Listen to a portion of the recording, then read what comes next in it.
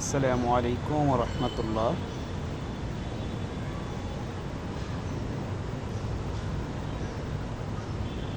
আলহামদুলিল্লাহ আলহামদুলিল্লাহি রব্বিল আলামিন ওয়াল আকিবাতু লিল মুত্তাকিন ওয়া আলা আলিহি ওয়া আসহাবিহি আজমাইন।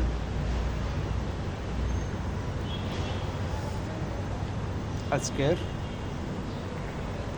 মে দিবস বা আন্তর্জাতিক শ্রমিক দিবস।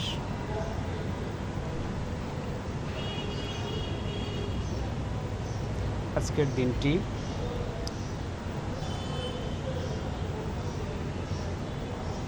অনেকের কাছে হয়তো অপরিচিত হতে পারে,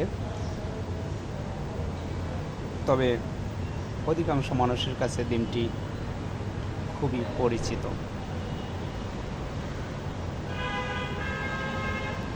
সারা বিশ্বে মানুষ দৈনিক নির্দিষ্ট সময়সীমার বাইরে দীর্ঘ সময় কাজ করতে করতে ক্লান্তহীনভাবে পরিশ্রম করতে করতে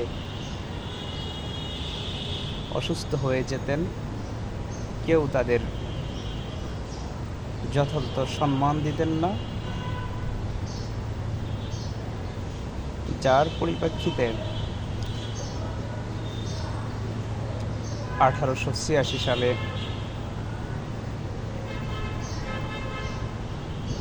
রবার্ট ওয়েনের প্রচেষ্টায় তার একটি চিন্তা শুরু হলো যে মানুষ দৈনিক 8 ঘন্টা কাজ করবে, 8 ঘন্টা সে বিনোদন করবে এবং 8 ঘন্টা বিশ্রাম নেবে বা ঘুমাবে। পরবর্তীতে তার এই চিন্তাধারা থেকে যুক্তরাষ্ট্রের ট্রেড ইউনিয়নগুলো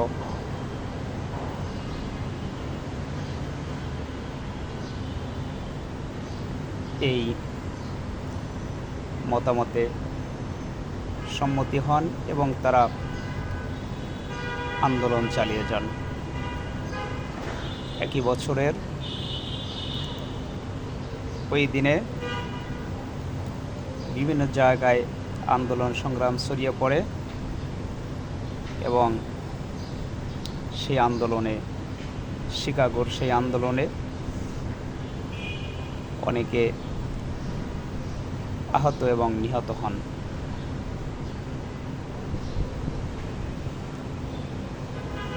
সেই আন্দোলনের মধ্য দিয়ে সারা বিশ্বে শ্রমজীবী মেহনতি মানুষের কাছে দিনটি অত্যন্ত গুরুত্বপূর্ণ ও তাৎপর্যপূর্ণ। তাই আমি শ্রদ্ধাভরে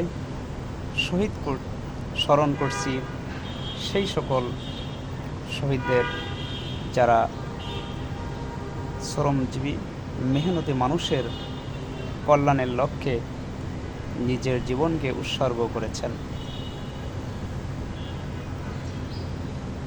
একই সাথে আমি 1 নং ধানসাগর ইউনিয়ন কল্যাণ ফাউন্ডেশনের পক্ষ থেকে আমার ইউনিয়নের প্রতিটি শ্রমজীবী মানুষকে জানাই সালাম এবং শুভেচ্ছা। যারা দেশের আনাচে কানাচে বিভিন্ন জায়গায় কর্মরত আছেন শ্রমিক হিসাবে এবং যারা প্রবাসে রয়েছেন, তাদের অত্যন্ত পরিশ্রমের ফলে বাংলাদেশের অর্থনীতির চাকা আজকের অনেক মজবুত ও শক্তিশালী হয়েছে। তাই আমরা আমাদের 1 নং ধানসাগর ইউনিয়ন কল্যাণ ফাউন্ডেশনের প্রত্যেকটি শ্রমজীবী মেহনতি মানুষের সন্তান সন্ততি যারা অত্যন্ত মেধাবী,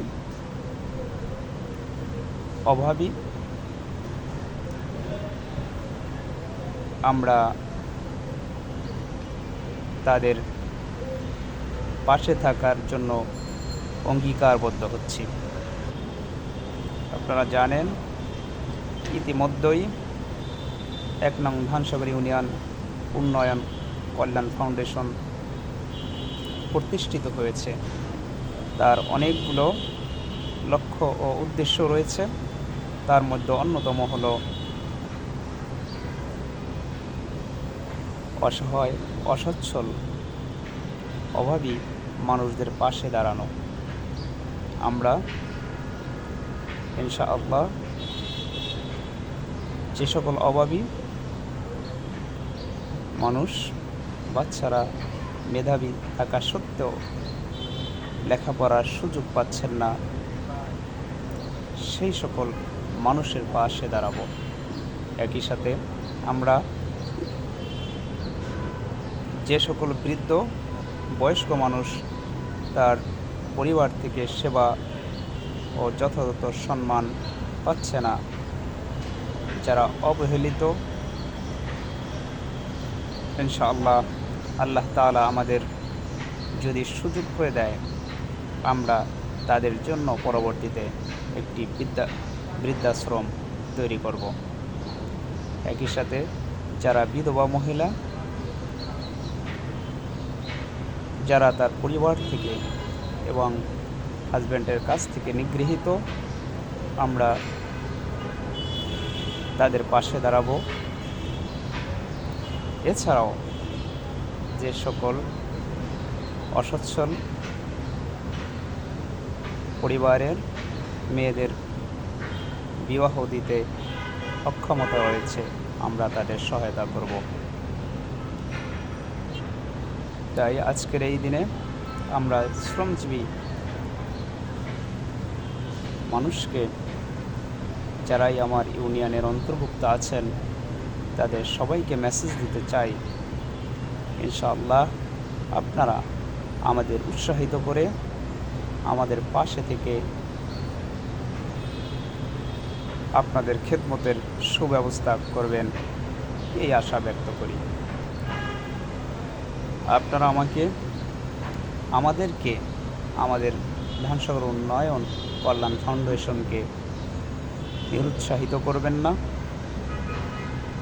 কারণ আমরা আল্লাহ তাআলার উপর ভরসা রেখেই নেমেছি।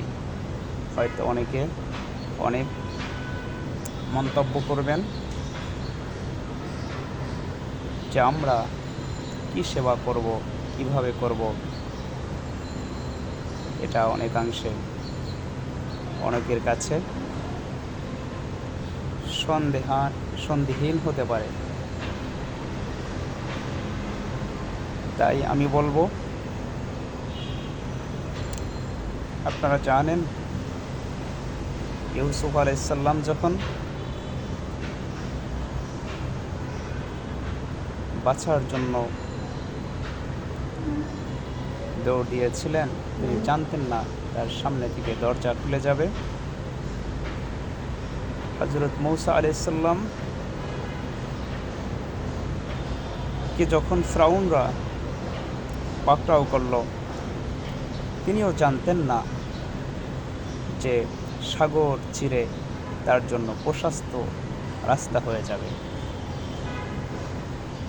এমনকি ইউনূস আলাইহিস সালামও যখন মাছের পেটে গেলেন, তিনিও জানতেন না যে মাছ তাকে হজম করতে পারবে না।